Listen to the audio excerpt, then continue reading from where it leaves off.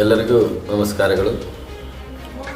ಅಂಕಲಿಗೆಯ ಶ್ರೀಮಠದಲ್ಲಿ ಇವತ್ತು ವಿಶೇಷವಾಗಿ ವಿಘ್ನೇಶ್ವರನ ಪ್ರತಿಷ್ಠಾಪನೆ ಆಗಿದೆ.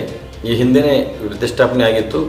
ಅದು ದೇವಾಲಯ ಶಿಥಿಲಾವಸ್ಥೆ ಇದ್ದರಿಂದ ಪುನರ್ ನಿರ್ಮಾಣ ಮಾಡಿ ಭಾಳಷ್ಟು ಮಠದ ಶ್ರೀಗಳು ಭಾಳ ಅಚ್ಚುಕಟ್ಟಾಗಿ ಕಾರ್ಯಕ್ರಮ ಮಾಡಿದ್ದಾರೆ. ನಮ್ಮ ಭಾರತ ದೇಶದೊಳಗೆ ವಿಶೇಷವಾಗಿ 330 ಕೋಟಿ ದೇವತೆಗಳಿದ್ದಾವೆ.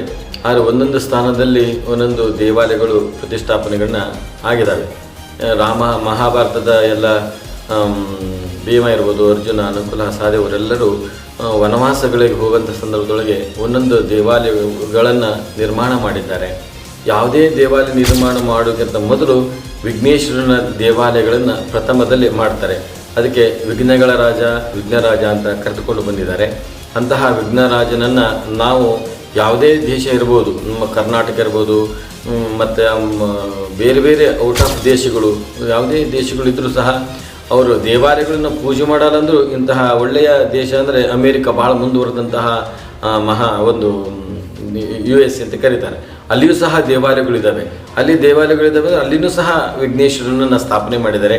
ಹಾಗಾಗಿ ನಾವು ಯಾವುದೇ ಒಂದು ದೇವರ ಪೂಜೆಯನ್ನು ಮಾಡುವಾಗ ವಿಘ್ನೇಶ್ವರ ಭಾಳಷ್ಟು ಅವಶ್ಯಕ.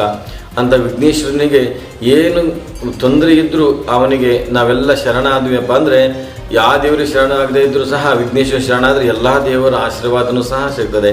ಅಂತಹ ವಿಘ್ನೇಶ್ವರನ ನೀವೆಲ್ಲರೂ ನಡ್ಕೊಳ್ಬೇಕು, ವಿಘ್ನೇಶ್ವರನ ಪೂಜೆಯನ್ನು ಮಾಡಬೇಕು. ಇವತ್ತಿನ ಒಂದು ಕಲಿಯುಗದೊಳಗೆ ಇವತ್ತಿನ ಒಂದು ವಿದ್ಯಾರ್ಥಿಗಳಿರ್ಬೋದು, ದೇವರು ಪೂಜೆ ನಮಸ್ಕಾರ, ಗುರುಗಳು ಹಿರಿಯರಂದರೆ ಸ್ವಲ್ಪ ಭಾವನೆಗಳು ಕಡಿಮೆ ಆಗ್ತದವೆ. ಅದಕ್ಕೆ ಪಾಲಕರಂತಹ ನಮ್ಮ ತಂದೆ ತಾಯಿಗಳು ಮಕ್ಕಳಿಗೆ ಒಳ್ಳೆಯ ಸಂಸ್ಕಾರವನ್ನು ಕೊಡಬೇಕು. ಬೆಳಗ್ಗೆ ಪೂಜೆಯನ್ನು ಮಾಡಲಿಕ್ಕೆ ಧಾರ್ಮಿಕತೆ, ಸಂಸ್ಕಾರ, ಸದ್ಬುದ್ಧಿಯನ್ನು ಬರಬೇಕಂದ್ರೆ ಮೊದಲು ನೀವೆಲ್ಲ ತಾಯಂದರು ದೇವಾಲಯಕ್ಕೆ ಹೋಗುವಾಗಿರ್ಬೋದು, ಗುರುಗಳ ಹತ್ತಿರ ಹೋಗುವಾಗಿರ್ಬೋದು, ಯಾವುದೇ ಕ್ಷೇತ್ರಗಳಿಗೆ ಹೋಗಬಾರ್ದು, ಮಕ್ಕಳನ್ನು ಕರೆದುಕೊಂಡು ಹೋಗಿ ಮಕ್ಕಳಿಗೆ ಒಳ್ಳೆಯ ಸಂಸ್ಕಾರವನ್ನು ಇದು ಈ ದೇವರು ವೀರಭದ್ರೇಶ್ವರ, ಲಕ್ಷ್ಮಿ, ಸರಸ್ವತಿ, ಹಿಂಗೆ ದೇವರುಗಳ ಪರಿಚಯ ಮಾಡಬೇಕು. ಅವರ ಗುಣಗಾನವನ್ನು ಮಾಡಬೇಕು. ಅವರ ಲೀಲೆಗಳನ್ನು ಹೇಳಿದಾಗೆ ಅವರ ಭಾವನೆಗಳು ಬದಲಾವಣೆಯಾಗಿ ಅವನು ಸಂಸ್ಕಾರವಂತನಾಗಿ ಆಗ್ತಾನೆ ಅಂಥೇಳಿ ಅದರಲ್ಲಿ ಎರಡು ಮಾತಿಲ್ಲ ಅಂತ ಹೇಳ್ತಾ, ನಮ್ಮ ಶ್ರೀವಾಣಿಯವರು ಇವತ್ತು ನಮ್ಮ ಅಂಕಲಿಗೆ ಮಠಕ್ಕೆ ಬಂದು ಇಲ್ಲೆಲ್ಲ ಜಾತ್ರೆಯ ಒಂದು ವೀಕ್ಷಣೆಯನ್ನು ಮಾಡಿಕೊಂಡು ಅವರಲ್ಲಿರುವಂಥ ಧಾರ್ಮಿಕತೆಯನ್ನು ಹಿಡಿದು 4 ಜನಕ್ಕೆ ಮುಟ್ಟಿಸುವಂಥ ಕಾರ್ಯವನ್ನು ಮಾಡ್ತಾರೆ.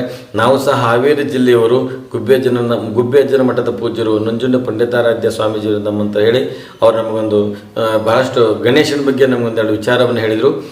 ಒಂದೇ ಮಾತೇ ಅಂದರೆ ಎಲ್ಲ ದೇವರುಗಳಿಂದ ಮುಖ್ಯವಾದ ದೇವರು ವಿಘ್ನೇಶ್ವರ. ಅವರಿಗೆಲ್ಲರೂ ಸಹ ಪೂಜೆಯನ್ನು ಮಾಡಿ ಒಳ್ಳೆಯದಾಗ್ತದೆ ಅಂತ ಹೇಳ್ತಾ 2 ಮಾತುಗಳನ್ನು ಆ ವಿಘ್ನೇಶ್ವರನ ಪಾದಕ್ಕೆ ಅರ್ಪಿಸಿ ಈ ಮಾತನ್ನು ವಿರಾಮ ಕೊಡ್ತೇವೆ. ಶೋಂಭಯ ಓಂ ಶಾಂತಿ ಶಾಂತಿ ಶಾಂತಿ. ಸರ್ವರಿಗೂ ಒಳ್ಳೆಯದಾಗಲಿ. ಶ್ರೀವಾಣಿಯ ವೀಕ್ಷಕರಿಗೆ ನಮ್ಮ ಮಠದ ವತಿಯಿಂದ ಇರ್ಬೋದು, ನಮ್ಮ ಶಿಷ್ಯ ವರ್ಗದಿಂದ ಇರ್ಬೋದು, ಅವರಿಗೆ ಅವರ ಚಾನಲ್ಲು ಉಜ್ವಲವಾಗಿ ಬೆಳಕಾಗಲಿ.